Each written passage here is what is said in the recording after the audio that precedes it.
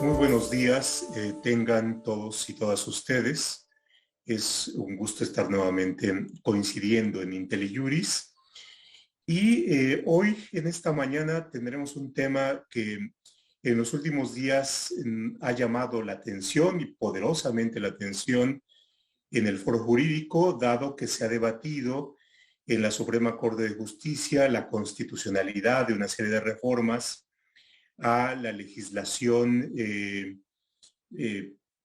penal y con implicaciones fiscales sobre una serie de delitos que tienen una implicación sobre delincuencia organizada, seguridad nacional, prisión preventiva oficiosa, en fin, que nos ha parecido que amerita ser conocida de manera más detenida, analizada para ver cuáles son eh, por una parte, qué es lo que decidió la Corte, cuál es el contexto previo, cuáles son los aspectos centrales, cuáles son las implicaciones, no solamente para aquello que ordinariamente estamos acostumbrados los abogados a abordar, sino yo creo que es una de las cuestiones que hace más relevante esta discusión.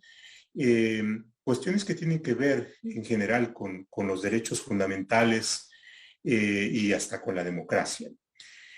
Dado este contexto, hemos invitado a Adriana Grips. Muchas gracias, Adriana, por aceptar esta invitación.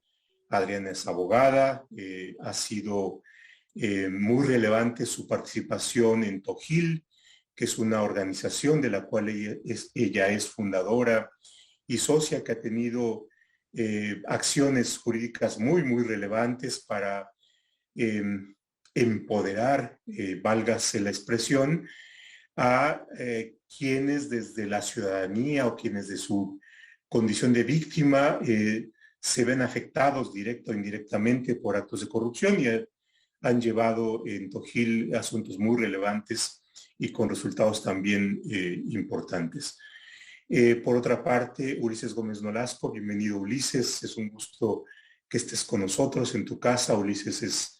abogado, tiene una experiencia importante en el sector público, en la Procuraduría Fiscal de la Federación, precisamente en estas áreas que tienen que ver con lo fiscal penal y bueno, aparte es un amigo apreciado de mucho tiempo atrás, en fin, cuando tenías Gracias. más pelo, en fin.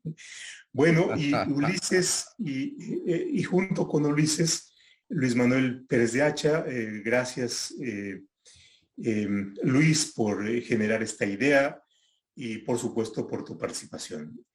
Dada esta presentación previa, lo que haremos es hacer un ejercicio de contexto, es decir, eh, para ponernos todos en el mismo punto de partida y después profundizar más en los temas. Así es que, Luis, una primera intervención tuya para poner el contexto y después vamos haciendo este ejercicio de profundización. Muchas gracias, Luis, por estar con Sí. nosotros. Gracias, profe. Un gusto estar compartiendo mesa con Ulises y Adriana, expertazos penales. Estamos de manteles largos, utilizando una expresión cliché en IntelliJuris con su participación. En realidad, la contextualización que cabe hacer tiene un poquito de historia larga en México. Estoy hablando de 1988. Ya varias décadas atrás, y que se remató con la reforma penal fiscal en vigor el 1 de enero del año pasado. ¿Por qué me refiero a esa parte histórica? Porque cuando llegó el presidente Salinas de Gortari, emprendieron una campaña de persecución de delitos fiscales de manera muy enfática y tuvo mucho éxito, algo que en México no se había visto. Incluso llegaron a calificarlo como terrorismo fiscal, que hoy aquella administración, no hace mucho le dije a Francisco Gil Díaz, que era el subsecretario de Ingresos, el equivalente al SAT, que ese terrorismo fiscal palidece respecto de lo que hoy tenemos desde nivel legislativo y nivel operativo. En aquellos años, lo que se hizo fue tipificar, conforme el sistema penal que estaba vigente, como delitos graves a los delitos fiscales, para que no tuvieras la libertad caucional, sino que enfrentaras las investigaciones y los juicios penales en prisión. Y eso pues propiciaba el pago de los impuestos. Así fue y vino hasta que llegó en esta administración una campaña con el eslogan que a mí me pareció fabuloso, la verdad, del procurador fiscal en contra de las factureras y de las outsourceras, que dijo, se acabó la fiesta. La verdad hay que reconocerlo que el eslogan es sensacional. Y junto con el eslogan venía el paquetito de la reforma penal fiscal, que le voy a dejar en manos de Ulises y Adriana que nos los especifiquen, pero lo contextualizo meramente. Los delitos fiscales y el de lavado de dinero no están expresamente previstos en el catálogo del artículo 19 constitucional en las excepciones de la prisión preventiva oficiosa para que opere. También se dio una reforma al 19 constitucional, no se incluyeron los delitos fiscales, no se incluyó el lavado de dinero, pero sí están previstos dos supuestos. Uno, delincuencia organizada, y dos, aquí sí lo quiero enfatizar, este segundo. La Constitución dice que procede prisión preventiva oficiosa por delitos graves contra seguridad nacional. No es amenazas contra seguridad nacional. Yo creo que es un tema de contexto muy importante. Porque cuando entró en vigor esta reforma, ahorita me voy a referir a ella, se dijo, es que como es amenaza a la seguridad nacional, per se es una excepción para que proceda la prisión preventiva oficiosa. Cuando la Constitución habla de delitos graves contra la seguridad nacional, que es un catálogo taxativamente, limitativamente establecido en el Código Penal Federal. ¿En qué se tradujo la reforma? Se estableció, se reformó o se adicionó un artículo 113b bis en el Código Fiscal de la Federación para establecer un tipo penal específico que ya estaba reconfigurado, pero lo reconfiguraron en el 113 bis contra las factureras. Con una tipificación ahí medio rara porque dice la compra-venta de facturas y pues en realidad el tipo penal no se puede actualizar porque no hay ni compra ni venta de facturas. Hay expedición y recepción de CFDIs de empresas que simulan operaciones. Pero eso ya lo verán Ulises y Adrián. Por el otro lado, se estableció en la Ley de Seguridad Nacional como tipo específico de amenaza de la seguridad nacional, no como delito, la defraudación fiscal y las factureras. No, pues ahí aparecía ya, no, pues entonces ya se actualiza, dándole una vuelta, la excepción prevista para la prisión preventiva oficiosa. Pero yo creo que el punto clave no estuvo en la Ley de Seguridad Nacional, sino en el Código Nacional de Procedimientos Penales. Se adicionó un párrafo con 3 fracciones y se dijo, procede prisión preventiva oficiosa en delitos fiscales, no solo contra factureras, que es el mensaje que mandaba anfibológicamente, ahí medio confuso, el procurador fiscal de la Federación, es que se acabó la fiesta de las factureras y outsourceras, pero resulta ser que la prisión preventiva oficiosa era para toda la defraudación fiscal, bajo ciertas condiciones, pero es toda la defraudación fiscal, que fue lo que la Corte declaró inconstitucional. Pero eso es por un lado. Pero por el otro lado, se adicionaron unas fracciones al artículo 2 de la Ley Federal contra la Delincuencia Organizada. Y eso sí está más cañón, dirían los chavos.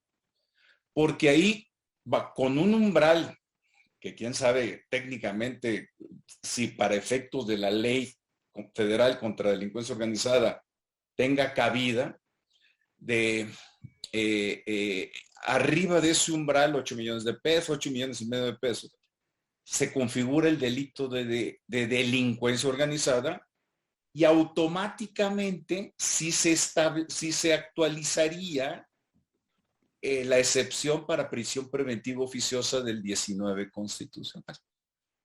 La Corte resolvió inconstitucional prisión preventiva oficiosa en general y quedó pendiente de resolver el tema de la ley federal contra delincuencia organizada. Que, pues digamos, ya salvamos los contribuyentes una modalidad de la prisión preventiva oficiosa. Queda la otra. Este es en el contexto. Si yo fuese a emitir una opinión preliminar, y con esto concluyo, profesor, es que le acaban de quitar a la Secretaría de Hacienda un arma que teníamos los contribuyentes sobre la cabeza, así, para decir, sí, pero por el otro lado queda el otro arma, que es delincuencia organizada bajo ciertas modalidades.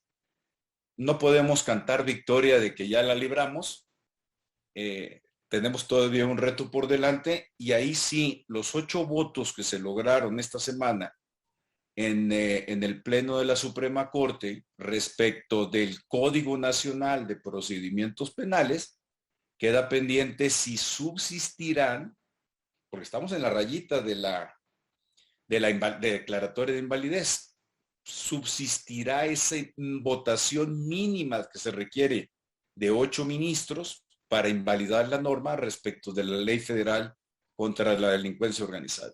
Cierro la explicación de contexto, profe, y continuemos escuchando a nuestros amigos Adriana y Ulises. No, muchas gracias, Luis, porque en la discusión pública, no necesariamente técnica, pero en la que han estado participando activamente, recuerdo, por ejemplo, una senadora que tiene un cargo muy relevante en el partido Morena, y que en la reacción han tenido una posición crítica o adversa a la decisión de la Corte, pero seguida de afirmaciones tales como que la Corte ha eliminado la prisión en casos de delincuentes que afectan seguridad nacional, y esto genera, por supuesto, preguntas, inquietudes de qué significa esto, ¿no? Y pareciera ser que la Corte no decide en función de derechos, sino pareciera ser que decide en función de presiones de grupos de delincuencia, en fin. Y por eso es importante meternos estos temas mucho más técnicos. Y bueno, pues Ulises, yo creo que tiene muy claro el tema, así es que, Ulises, ¿cómo ves esta decisión? ¿Cuáles son los puntos más relevantes en seguimiento de lo que ha mencionado ya Luis, que tiene la decisión de la Corte? Gracias, Pepe. Pues mira, retomando el recuento que hace Luis, tenemos que empezar por recordar que esto fue una trampa a la Constitución. Esto fue literalmente darle la vuelta al artículo 19 constitucional, y se le da la vuelta al 19 constitucional en 2 niveles, que son los temas fundamentales. A mí me gustó mucho la sesión de la Corte porque entraron a estas 2 partes que es el tema de la trampa. Uno, que los delitos fiscales no comparten las características de los delitos de seguridad nacional. Particularmente la ministra Norma Piña hizo un análisis de cuáles habían sido las pistas que había dejado el legislador en la Ley de Seguridad Nacional para determinar qué es un delito de seguridad nacional. Y la segunda parte tiene que ver directamente con la naturaleza de la prisión preventiva oficiosa y tiene que ver con cómo se conformó la idea del sistema penal acusatorio y cómo se acuñó constitucionalmente. Entonces, en la primera parte, pues no comparten esta naturaleza los delitos que se incluyeron ahí, que se trataron de meter, de manera genérica en la Ley de Seguridad Nacional y que eso permitió que entrara en el 19 y eso permitió que fuera relativamente constitucional y relativamente, porque bueno, ya vimos lo que decidió la Corte, y que pudieran entrar en el 167 del Código Nacional de Procedimientos Penales. No comparten porque este tipo de delitos no generan un peligro inminente e inmediato a la estabilidad del Estado mexicano. Eso es una realidad. Sí son delitos que están relacionados con la estabilidad de la recaudación, pero no comparten la misma naturaleza del sabotaje y de otro tipo de delitos que están en la Ley de Seguridad Nacional. Ahora bien, por lo que hace a la prisión preventiva oficiosa, la prisión preventiva oficiosa a nivel de convenciones internacionales, a nivel de derechos humanos, no puede constituir una pena adelantada. La naturaleza de la prisión preventiva oficiosa está relacionada con la peligrosidad de los sujetos y ese es el motivo por el cual el Estado genera la posibilidad de poder limitar la libertad de estos sujetos mientras están enfrentando el procedimiento.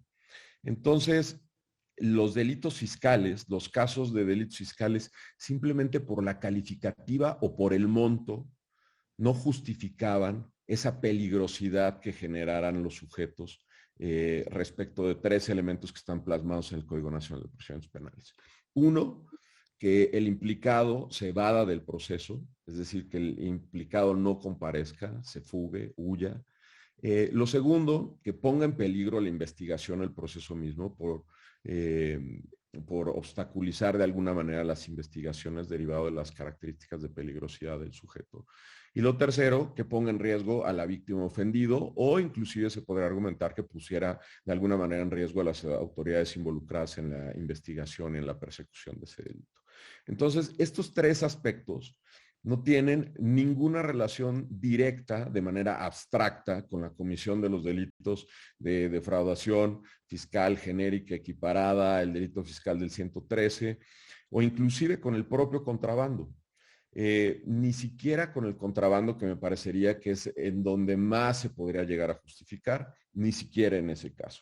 Ahora, algo que mencionó hace rato Luis, que es muy importante que todo el mundo tome en consideración, en el artículo 19 constitucional ni siquiera está el lavado de dinero.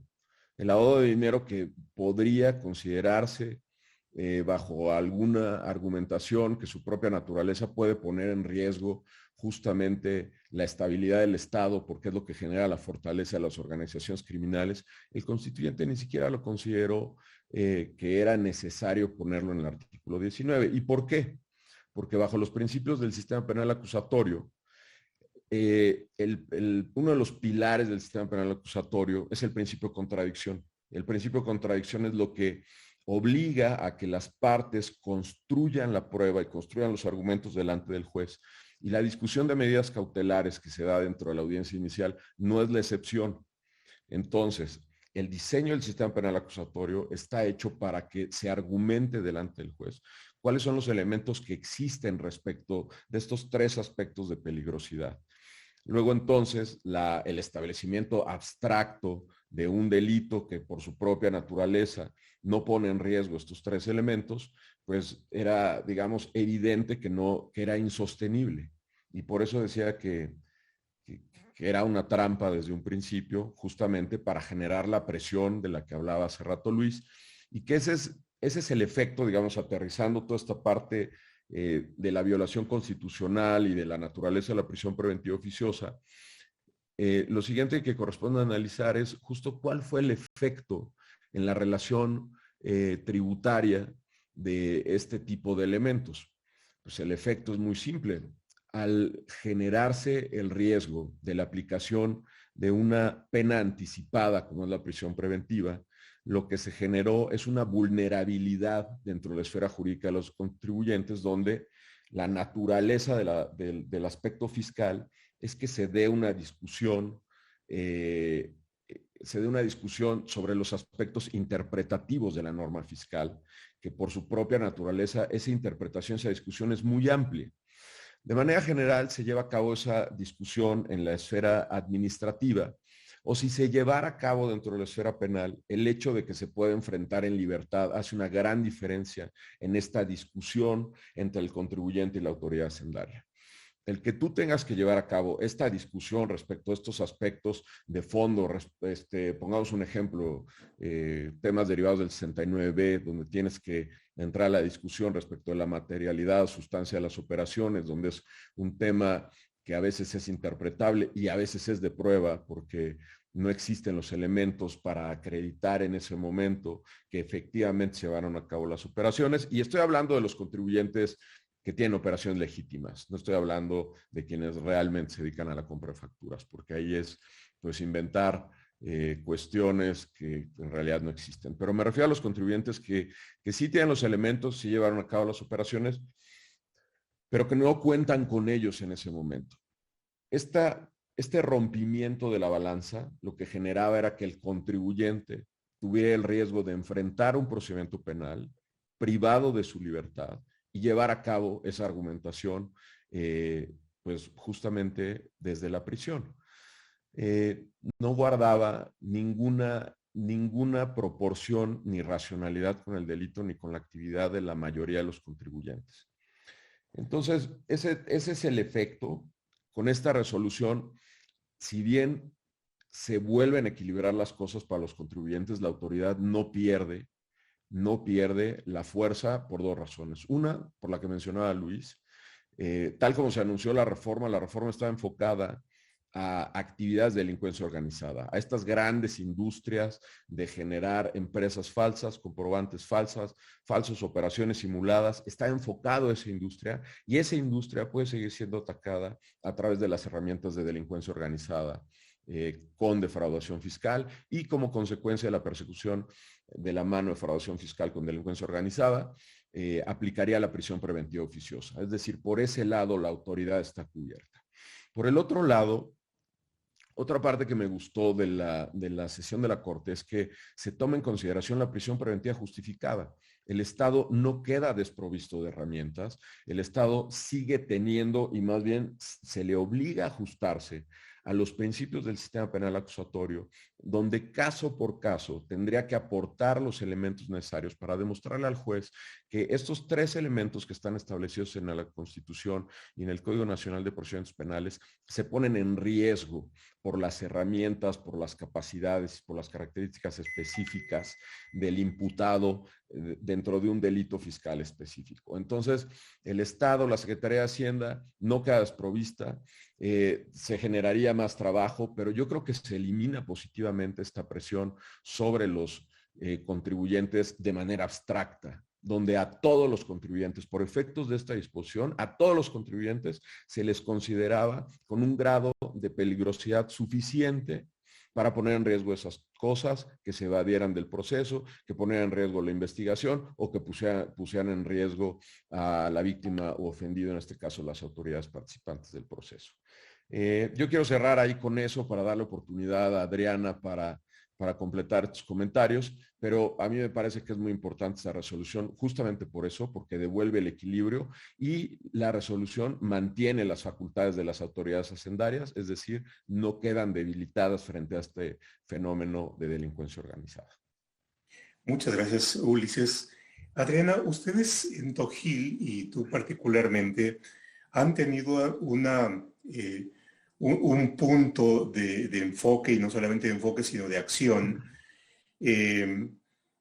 hacia el combate a la corrupción, la relevancia que pueden tener las víctimas o la ciudadanía en la participación en el proceso penal.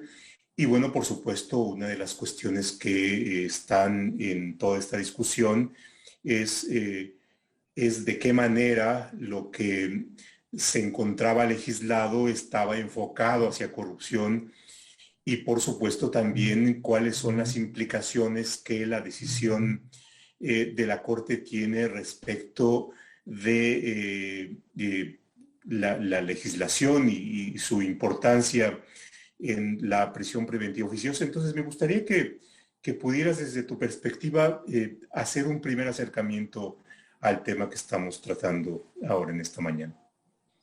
Y por supuesto, muchas gracias Muchas gracias por estar con nosotros. No, pues gracias a ustedes, me siento muy honrada de compartir este espacio con grandes mentes como las que ya hablaron. Yo voy a retomar rápidamente. Yo entiendo que la razón de la reforma penal fiscal que entró en vigor en 1 de enero del año pasado tenía en mente pues los grandes consorcios que nosotros llamamos como empresas fantasmas, simulación de actividades, etcétera. Sin embargo, cuando se hace, pues es lo que ya mencionó muy bien Luis Manuel y que también mencionó Ulises, pues esta trampa al 19 y meterle la prisión preventiva, pues brincamos los contribuyentes porque en la caja de Pandora pues se metió también la posibilidad, como bien se había mencionado, que todos los contribuyentes cayendo en el 108 o 109 podamos, por un lado, se nos imponga prisión preventiva oficiosa, que fue lo que se invalidó, y por otro lado, que se nos considere parte de un grupo de delincuencia organizada, que ahorita me voy a meter para ver el estándar y lo difícil que es realmente que se te compruebe ser parte de la delincuencia organizada. Pero a nivel ¿Qué empezó a suceder? Pues la verdad es que hemos visto en los últimos años desde el gobierno pues una retórica punitiva que habla específicamente de pues en realidad la prisión preventiva oficiosa beneficia, esto lo dijo hace unos días nuestro jefe de gobierno, pues al más poderoso, y pues que los delitos, quitar delitos graves, se le llama, sigue diciendo delitos graves, pues realmente es algo algo a favor de los corruptos, ¿no? Entonces se está vendiendo la idea, ya llevamos un rato, de que la prisión preventiva oficiosa en realidad es una forma de sanción, una sanción anticipada. Es decir, yo detengo a alguien y visiblemente lo venden como, incluso muy orgullosamente, y ahorita voy a hablar de unas cifras que reportaron a través del INEGI, la Ciudad de México, Oaxaca y los demás estados, en el censo penitenciario, reportan muy orgullosamente, oye, pues de todas las detenciones que hicimos el año pasado, ahorita vamos a ver las cifras, son de verdad escalofriantes, la gran mayoría terminaron privados de la libertad. O sea,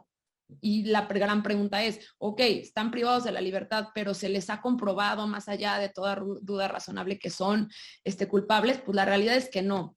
Entonces estamos frente a una figura que en realidad lo que ha hecho es simular justicia, ¿no? Le decimos, estamos en un país donde se simula justicia, donde la forma más fácil de vender que sí están haciendo algo desde el sistema de procuración e impartición de justicia, es decir, estamos deteniendo y metiendo a la cárcel. No importa porque ya nadie se acuerda, pocas personas les damos seguimiento a los casos si posteriormente esa persona al cabo de los 2 años, que constitucionalmente es el tiempo máximo que alguien puede estar en prisión preventiva, sale o no sale esa persona, ya nadie se acordó, pero para efectos de la víctima en ese momento y de los demás, la persona ya está privada de libertad.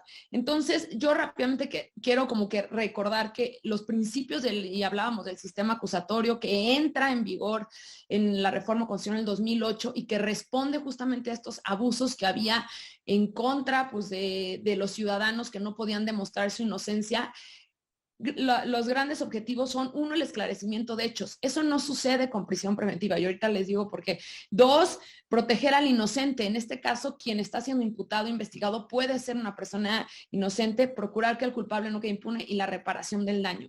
Entonces, siguiendo los principios del nuevo sistema acusatorio, lo interesante es que para la imposición de la prisión preventiva, el estándar es bajísimo. El estándar de vinculación a proceso es un estándar muy bajo en el proceso penal, que lo único que se tiene que demostrar, pues es 1, que el hecho se cometió, es decir, hubo un delito, sí existió un delito, y 2, que esa persona que está parada enfrente, que le estamos imputando el delito, pudo, o sea, existe una posibilidad de que pudo haber participado en el delito. Entonces, verdaderamente estamos hablando de que la persona que está frente, pues no se le está presumiendo inocente, y que la prisión preventiva, pues en realidad viola o sea, como se mencionó pues en la sesión del pleno ayer, viola muchísimo lo de la Convención Interamericana y muchas otras normatividad internacional que justamente dice, se puede tomar como una sanción anticipada, es decir, cuando al cabo de los 2 años yo salgo y me dicen, perdón, una disculpa, la verdad es que no hubo pruebas suficientes, ni siquiera hicimos una acusación formal, adiós, pues nadie te va a regresar esos 2 años, se dificulta la defensa, como bien mencionaba Ulises, dentro de la prisión, y pues es muy costoso, además de que frenas tu vida entera, o sea, las personas que tenían a lo mejor un trabajo, cuidado de sus hijos, o sea, etcétera, imagínense las implicaciones de estar dentro de un privado de su libertad, enfrentando pues una defensa. Pero bueno, hablando un poco de las cifras que reportaron como muy orgullosa, para que veamos que es una tendencia que va a la alza y es algo que se ha utilizado y se está utilizando políticamente hoy en día, capitalizándolo políticamente como algo positivo.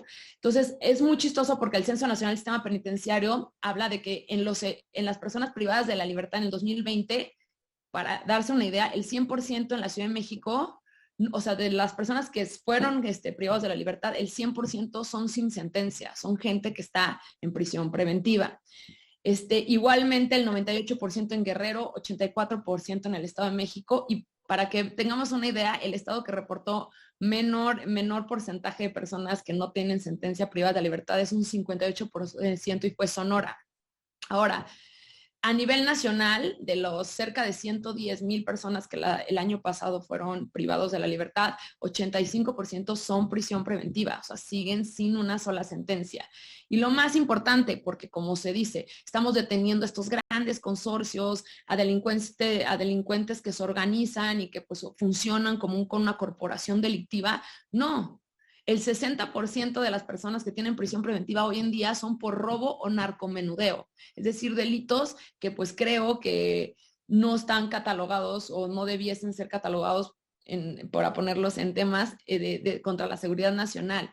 Y bueno, y así nos podríamos seguir. ¿Y qué es la parte más importante y medular que está detrás de todo? Hoy en día, los índices de impunidad en nuestro país, es decir, de que se cometió un delito y que realmente ese delito fue investigado y sancionado, sigue siendo, o sea, que no fue investigado correctamente y que no llegó a una sentencia condenatoria, es del 95%. Entonces, la prisión preventiva hoy en día se está utilizando sí se está utilizando como una sentencia, una pena anticipada, porque es la única manera en que se simula justicia. O sea, no pasa de ahí, no estamos viendo que, bueno, si viéramos, bueno, es que la prisión preventiva en realidad sí se está usando solamente en regímenes de excepción como la delincuencia organizada, y fíjate que tiene, y ahí estoy de acuerdo, tiene toda la lógica detrás de proporcionalidad que se utilice en estos casos, pero además todo se está haciendo una súper investigación que al final se está logrando comprobar la responsabilidad y le estamos llevando a sentencias condenatorias donde se está reparando el daño. Te dijera, ok, pues está funcionando, a lo mejor sí estamos yendo contra los grandes delincuentes, pero la realidad y las cifras que estamos viendo hoy es que no, se está justamente atacando a delitos que no estamos hablando pues de estos grandes consorcios. Y nada más rapidísimo, pues brincando un poco a la sesión del Pleno, Ulises ya mencionaba que había dos grandes corrientes, ¿no? Las personas que pues dijeron no se justifica, o más bien no es un riesgo inminente contra la seguridad nacional y por ende pues no cabe en la premisa y en consecuencia pues no son delitos que afectan a la seguridad nacional. Y vimos hoy, y habló de otro que es pues propiamente de la naturaleza, el principio de la prisión preventiva es, no se justificaba la ampliación en este caso en particular. Y creo que hubo una tercera muy interesante que quiero mencionar, se habló que el principio de prisión preventiva oficiosa es inconvencional. Y esto fue muy interesante, lo oímos, creo que se ha repetido mucho desde el ministro Saldívar, pero también lo mencionó Alcántara. Y fue interesante porque por primera vez vimos algo fundamental, o sea, se estaba haciendo un análisis de que el bloque de constitucionalidad, donde está la Constitución y también normas internacionales, pues en realidad era el principio de prisión preventiva general previsto en la Constitución, pues va en contra de normas inconstitucionales y por ende se tendría que inaplicar pues, a nivel general. Y creo que esto respondía pues a normas internacionales que ya sabemos, el Pacto Internacional de Derechos Humanos, el Estatuto de Roma, la Declaración Universal, que a nivel internacional ya hay una corriente muy fuerte que se ha hecho muchos estudios en los que se demuestra que la prisión preventiva no funciona para realmente mejorar la situación de seguridad y justicia en un país. Entonces creo que por ahí dejaría la primera intervención. Muchas gracias, Adi. A ver, sus intervenciones han planteado una serie de temas que me parecen bien relevantes. A ver, lo separaría y después dar paso a la segunda ronda. Hay una cuestión de política. Menciono deliberadamente de política porque en esto de política hay una serie de implicaciones. Una podría tener que ver con la política criminal que quiero pensar hay detrás de de las propuestas de aumentar los casos de prisión preventiva oficiosa. Y bueno, y en esta cuestión de política es en qué medida para hacer frente de manera efectiva a los casos serios de delincuencia pudiera ser o no relevante o bien útil. Ahora, ahí toco otra cuestión de política que ya no necesariamente es de política criminal, sino más bien como de estrategia. Y Luis lo mencionaba muy gráficamente, es decir, se quita el arma de la sien, la amenaza inmediata o la pena anticipada. Y por supuesto, el que haya una amenaza de alguien que no siendo todavía responsable está en prisión, pues por supuesto tiene un efecto. Y quiero pensar que con eso la autoridad tiene una intencionalidad para conseguir algo, que puede o no tener que ver con el propósito final de combatir la delincuencia. Hay otra parte de política que tiene que ver con este efecto más mediático de presumir que tienen muchos presos y el resultado es lo que mencionaba ya con datos, con información cuantitativa, Adrián. Y esto nos lleva a la cuestión de la política y la política más como la apariencia, la simulación de que se hace algo, que también es parte de la política. Bueno, ahí hay una parte, digamos, de la política. La otra cuestión que a mí en lo personal me preocupa mucho es el incremento y el uso cada vez más frecuente del concepto de seguridad nacional, ¿no? Aquí lo encontramos presente, lo encontramos presente en el que las Fuerzas Armadas se involucren en actividades que normalmente estaban en la administración civil, las obras públicas, los contratos, y que no se da información por una cuestión de seguridad nacional, o bien se niega la medida cautelar en amparo o el argumento que hay seguridad nacional. Entonces, seguridad nacional comienza a crecer como parte de la retórica, parte de la justificación, y yo creo que hay que tomarla muy en serio, porque puede tener efectos preocupantes para secrecía, para ocultamiento de información, para aumento de discrecionalidad, para situaciones excepcionales. Y yo creo que ahí hay un tema bien serio. Y la otra cuestión es el efecto que puede tener para los derechos fundamentales. En la medida que aumenta el número de casos de prisión preventiva, pues por supuesto cedemos en protección de derechos. Y esto me parece preocupante. En fin, yo solamente pongo en la mesa mis preocupaciones para darle paso a los expertos. Y bueno, pues, ¿quién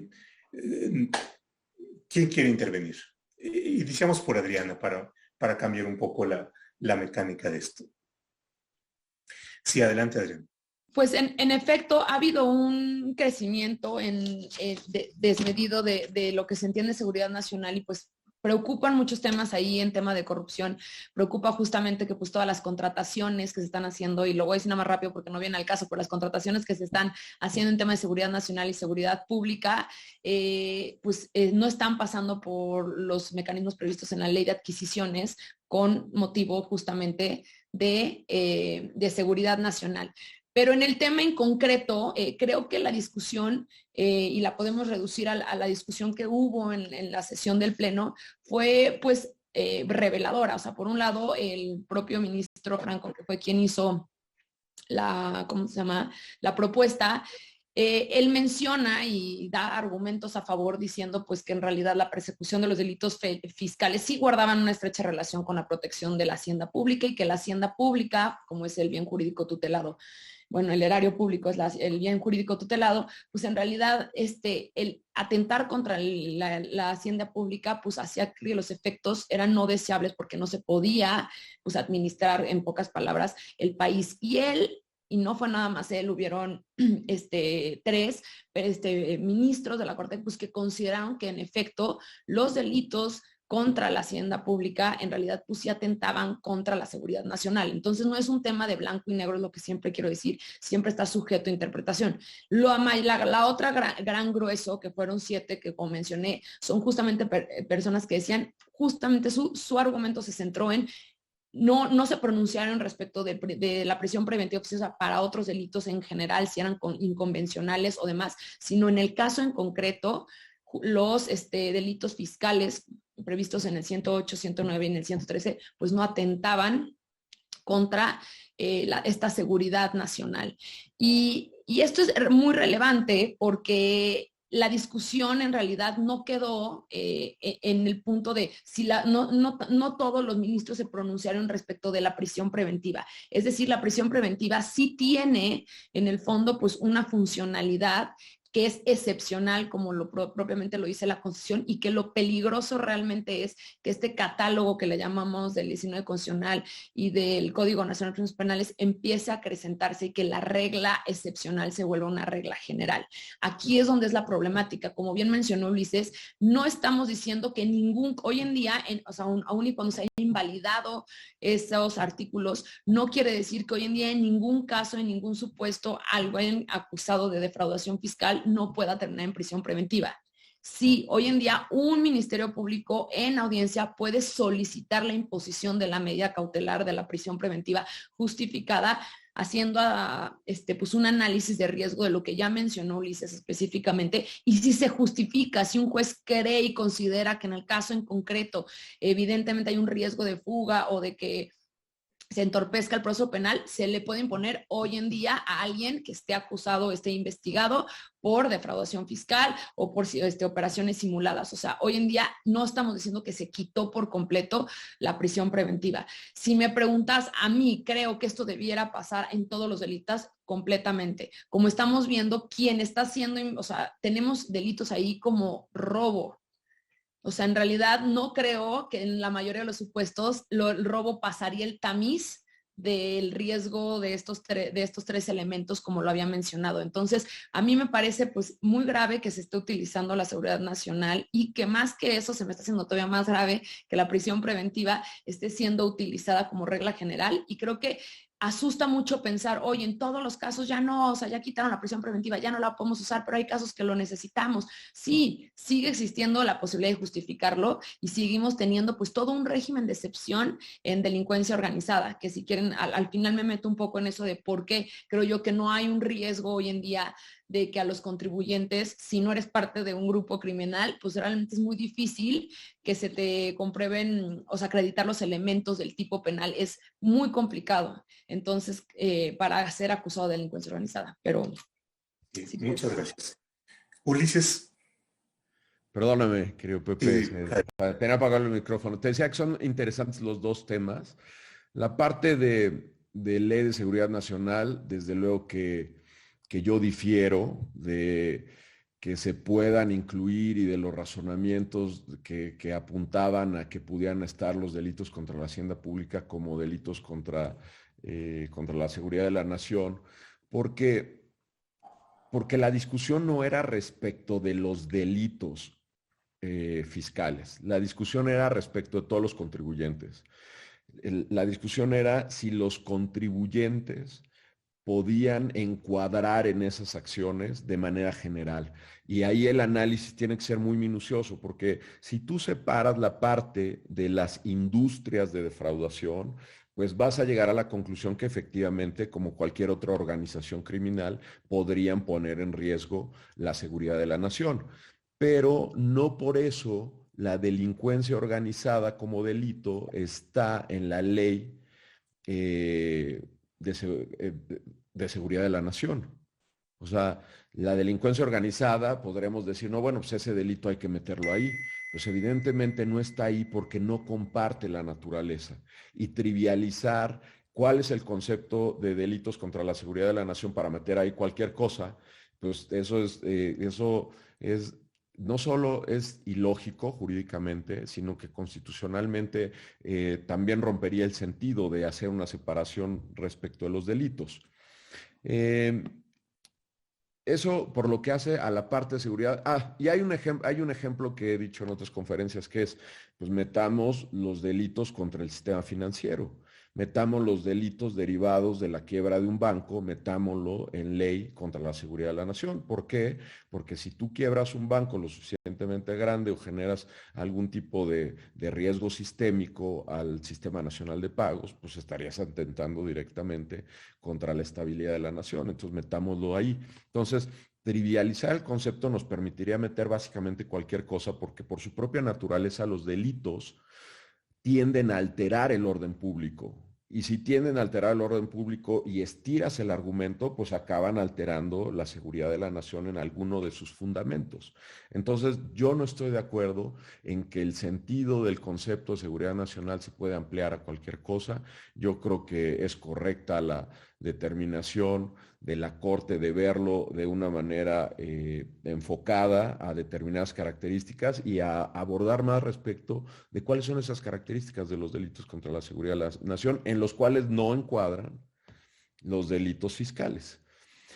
Ahora bien, respecto a la parte que decías de política criminal, en la parte de política criminal, algo que no podemos perder de vista es que la política criminal respecto a cualquier delito tiene que estar enmarcada en la Constitución.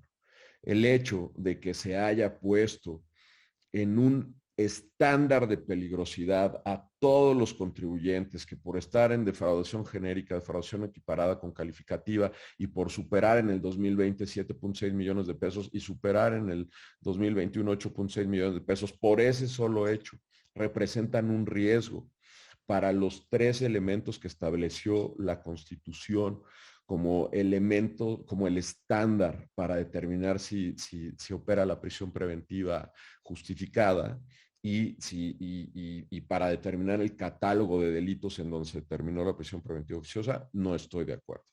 O sea, no tiene ningún sustento ni jurídico, ni lógico, ni fáctico para llegar a esa conclusión. O sea, fue un brinco que estaba basado en decir, vamos a perseguir estas grandes organizaciones y además vamos a operar la prisión preventiva oficiosa para todos estos casos. La verdad es que yo creo que era falaz el argumento desde un principio y yo creo que la Corte correctamente acota esa parte diciendo, pues no le puedes dar ese tratamiento, porque además, toda esta parte política criminal tiene que estar inserta en este cambio que tuvo este país, que es el sistema penal acusatorio, que desde 2008 teóricamente y constitucionalmente, pero prácticamente desde 2016, cuando se expide el Código Nacional de Procedimientos Penales, se redignifica todos los aspectos de procuración e impartición de justicia.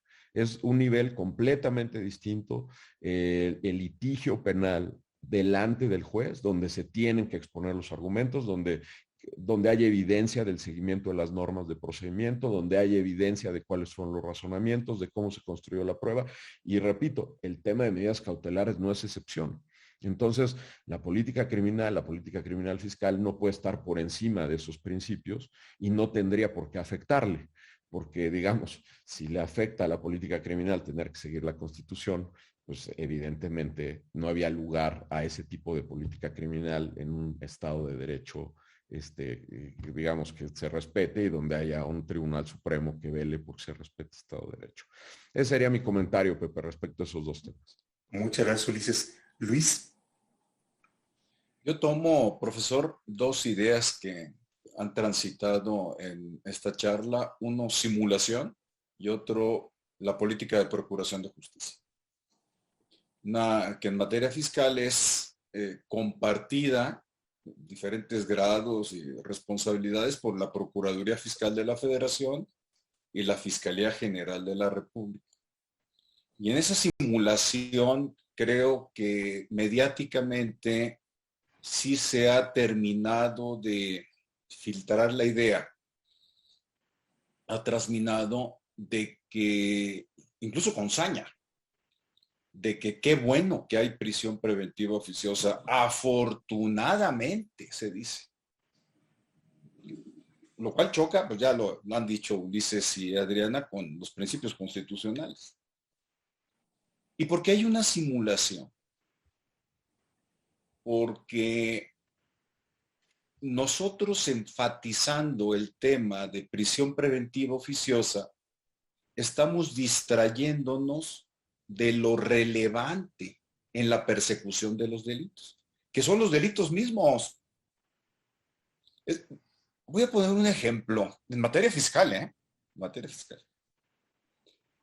Aquel que es sujeto en libertad a un auto de vinculación a proceso, sí le tiemblan las piernas, ¿eh? En libertad, no en prisión preventiva. Porque el que está sujeto a proceso, vinculado a proceso, el contribuyente, presunto evasor fiscal, de entrada por los montos, voy a considerar, tiene un riesgo, una contingencia de 9 años de prisión. Nada menor. Más 4.5 años si es agravado. Más 15 años de prisión si algo se enlaza con lavado de dinero. No es menor. Eso por un lado. Si nosotros consideramos lo que estoy mencionando, yo redirijo la visión y entonces cuestiono qué casos bien fundamentados y poderosos se están construyendo desde Procuraduría Fiscal de la Federación y la Fiscalía General de la República en relación con la evasión fiscal. Y vámonos contra los factureros. Ahí están los factureros. Sí, hay dos casos sonados ahorita, uno del rey del outsourcing y otro una pareja, un matrimonio que también está involucrado en este tema. La prisión preventiva justificada existe. Ahí tenemos el caso de Rosario Robles. Está en prisión no porque haya una prisión preventiva oficiosa, lo cual no se ha perdido, no ha perdido vigencia. Pero si fuéramos congruentes, ahorita Ulises Gómez Nolasco ponía un ejemplo de amenaza a la seguridad nacional con la quiebra de una institución bancaria hipotética.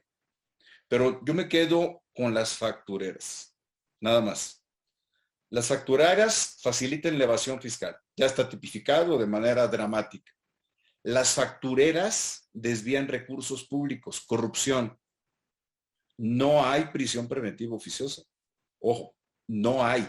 Y estamos hablando de la misma fuente y la misma afectación a la hacienda pública. Y las factureras también lavan dinero. De hecho, mi opinión es que la vocación natural de las empresas fantasma es lavar dinero. ¿De dónde sacan recursos? Bueno, del narco, de tráfico de personas, evasión fiscal y desvío de recursos públicos. Y tampoco el lavado de dinero tiene prisión preventiva oficiosa. Entonces, en cuanto a política, hay una inconsistencia, hay un choque de ideas. Claro. En síntesis, yo lo que propongo es que redireccionemos la mirada a los delitos per se y dejemos en paz la prisión preventiva oficiosa. Vinculemos a proceso a los presuntos evasores fiscales con investigaciones poderosas y que afronten una pena privativa de la libertad con sentencia definitiva. Yo no quiero tener casos, o no me interesa tener casos espectaculares de prisión preventiva oficiosa que después de 2, 3 años se le dice, oiga, pues perdone, la típica, cuando todos gozamos de presunción de inocencia. Y además, aquí lo tenemos que decir, y Ulises le consta y Adriana, por defender la sentencia de la Corte no andamos de paleros de las evasiones fiscales. Al contrario, en todos los foros por escritos y aquí en IntelliJuris hemos dicho, ahí están, persíganlos y encarcélenlos, pero háganlo bien. Porque incluso los que están fugados, esos dos grandes personajes, hoy son presuntos factureros, dada la presunción de inocencia. Si la Procuraduría Fiscal de la Federación y la Fiscalía General de la República no construyen casos poderosos, tendrán que ser liberados de toda responsabilidad. Es cuanto, profe. Gracias, Luis. Adriana, tú mencionabas la dificultad que hay para configurar el delito y que puede tener que ver con varias razones, pero Luis mete también este otro tema, es las capacidades institucionales que las fiscalías o en general la autoridad pública tiene para integrar buenas carpetas de investigación y soportar una acusación que tenga como resultado una sentencia condenatoria, ¿no? Y firme. Y ahí es donde nos metemos como en las partes que también justifican hablar de simulación, ¿no? Efectos muy inmediatos, a corto plazo, que permiten sacar titulares, pero que en el largo, mediano plazo se caen, ¿no? Sí, creo que la regla general de lo que hemos visto, como bien mencionaba Luis Manuel, es casos muy sonados que tienen, evidentemente todo está entrelazado: corrupción, lavado de dinero, simulación de operaciones, defraudación fiscal. O sea, yo creo que también que todo está metido puede estar metido en la misma bolsa. Sin embargo, lo que vemos y que realmente concuerdo completamente con lo que menciona es: debemos de dejar a un lado la prisión preventiva. Creo que hay un tema de fondo de lo que se tocó, de si la prisión preventiva es o no acorde al bloque constitucional. Creo que esa discusión sí se tiene que tener seriamente y pues ser congruentes con el sistema acusatorio, con los principios que ya se mencionaron, con la presunción de inocencia prevista en todos los preceptos normativos internacionales, pero haciendo a un lado esta figura que tenemos, que en teoría era excepcional para ayudar a la Procuración de Justicia a llevar a cabo su investigación. Dejando a un lado, creo que ha sido muy deficiente la actuación, concuerdo completamente. Creo que hoy en día podemos ser testigos, y yo puedo hablar en particular del tema de corrupción. No tenemos ni una sola sentencia de grandes redes de corrupción en México en los últimos 5 años. La única que conocemos pues es la de Duarte, que pues en realidad por algunas irregularidades se le ofreció un abreviado y no se hizo esa labor realmente pues de mandar un mensaje firme de recuperación de activos, o sea, de reparación del daño. Entonces estamos viendo, y yo veo pues una Fiscalía General bastante dormida, no lo veo detrás construyendo casos, no estamos viendo, o sea, las grandes factureras desmanteladas. Tienen ahí, es lo que yo siempre había mencionado, tienen detrás pues, la figura excepcional de delincuencia organizada, y tampoco veo que les ha servido de mucho. Entonces, pues sí creo que el tema está en construir pues las capacidades. Concuerdo completamente con lo que decía Ulises pues obviamente una política criminal no puede ir en contra pues de los preceptos normativos penales y de todo un sistema que además tanto tiempo nos ha costado, y con tantos esfuerzos de gobierno, sociedad civil, todos lo sabemos, pues transitar. Todavía no logramos pues cambiar muchas veces pues actuar que, o sea, realmente garantizar los derechos de presunción de inocencia. Y sabes que en la práctica me ha pasado mucho que pues yo veo muchos ministerios públicos, hemos tenido que ir a capacitaciones y a trabajar en conjunto en nuestros litigios, y veo muchos ministerios públicos que ellos consideran que gran parte de su labor es lograr la vinculación y lograr justificar, o más bien pedir, la prisión preventiva oficiosa. Y creo que mucha de la labor creen que ahí ya se hizo justicia. O sea, ahí sí hay una mentalidad de, ay, la gente va a estar tranquila, la víctima ya está feliz porque está dentro de la cárcel. Y creo que ese mensaje erróneo pues es porque no se le da seguimiento, la sociedad no estamos vigilando y dando seguimiento que esos casos no están terminando en sentencias condenatorias. Entonces creo que ahí hay un área de oportunidad muy grande justamente de construcción de capacidades, de datos de prueba que pues sí sustenten la responsabilidad más allá de toda duda. Muchas gracias, Adriana. Ulises, unas últimas reflexiones de tu parte. Mira, este último tema me parece sumamente interesante introducir el tema de las capacidades, porque yo les diría la percepción desde el litigio del efecto de la prisión preventiva oficiosa en ciertos delitos. Yo coincido en que México tiene que avanzar hacia el estándar internacional, pero no puede avanzar desconociendo cuáles son sus capacidades actuales. ¿Y a qué me refiero? Hubo un fenómeno, recién se implementó el sistema penal acusatorio, que era el fenómeno que comúnmente se llama de puerta giratoria.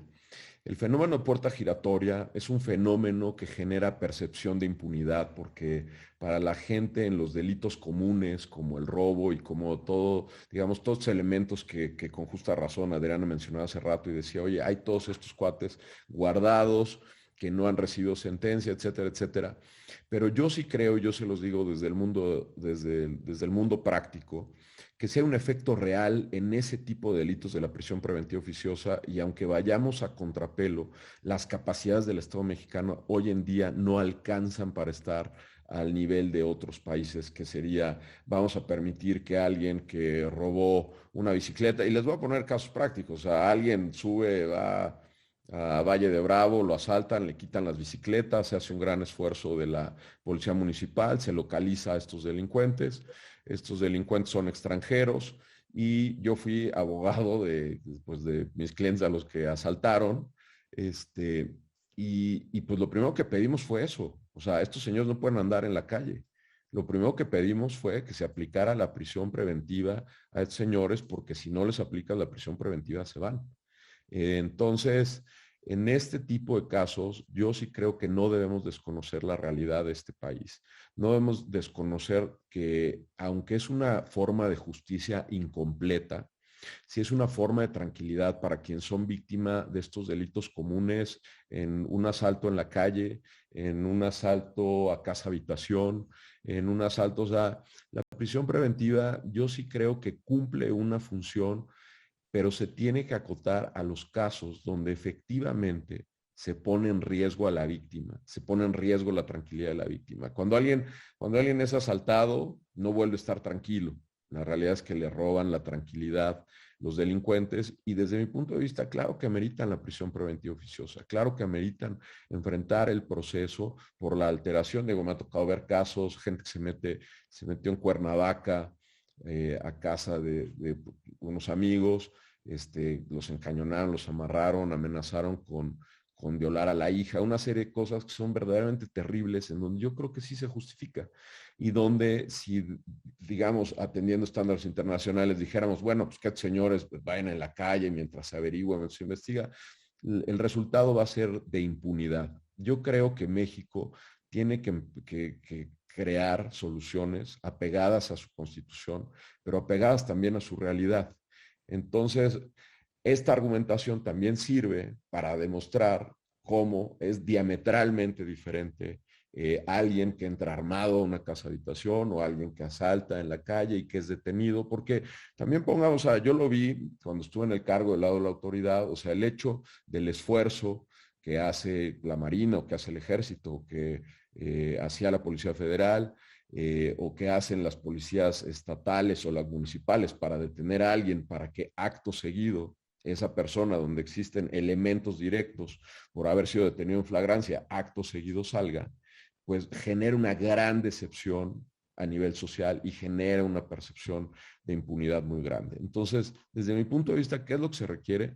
Pues se requiere utilizar las herramientas para lo que sirven. O sea, la prisión preventiva oficiosa en este país, dadas sus carencias institucionales, cumple una función respecto a ciertos delitos que tenemos que avanzar. Yo estoy completamente de acuerdo en que México tiene que avanzar, pero esas son capacidades institucionales que no se desarrollan de la noche a la mañana, que pasan por increíbles esfuerzos de capacitación, que pasan por increíbles esfuerzos de retener valor dentro del capital humano, dentro de la administración pública, que particularmente en este sexenio, pues debido a los cambios en prestaciones de los servidores públicos, baja de sueldos, etcétera, etcétera, no puedes tener los servidores públicos del nivel suficiente para que el crecimiento se dé a una tasa más rápida.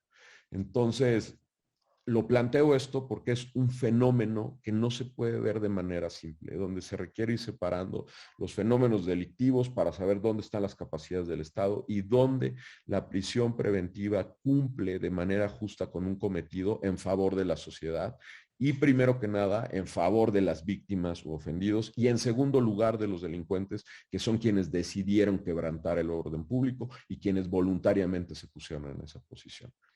Ese sería mi comentario y espero que sirva para contextualizar la diferencia entre defraudación fiscal, donde tienes un defraudador, donde un contribuyente normal va a tener un domicilio fiscal, etcétera, etcétera, y también hay que separarlos pues, de los defraudadores que son empresariales o industriales, donde ellos sí merecen recibir este trato al que estoy haciendo mención. Ese sería mi comentario. Gracias, Ulises. Luis, unas últimas palabras de reflexión y de cierre de este webinario. A manera de Twitter, profe, no dejemos los principios constitucionales de lado, nada más para ser efectivo o evitar que se nos aplique la expresión bíblica de con la vara que medimos seremos medidos. La defensa de los principios constitucionales tiene un enfoque respecto de terceros, un enfoque colectivo, pero también individual. No vaya siendo que me toque esa varita y sea medido de una manera que hoy estoy diciendo, no, sí, la prisión preventiva oficiosa, y mañana me pueda caer el chamuco encima. Es todo, profe. Muchas gracias, Luis, Ulises, Adriana, por habernos acompañado en esta sesión. La verdad, muy interesante, yo he aprendido mucho. A todos ustedes que nos ven desde distintas partes del país, muchas gracias por su compañía y bueno, pues nos estaremos viendo. Que tengan muy buen fin de semana, cuídense y hasta la próxima. Hasta luego.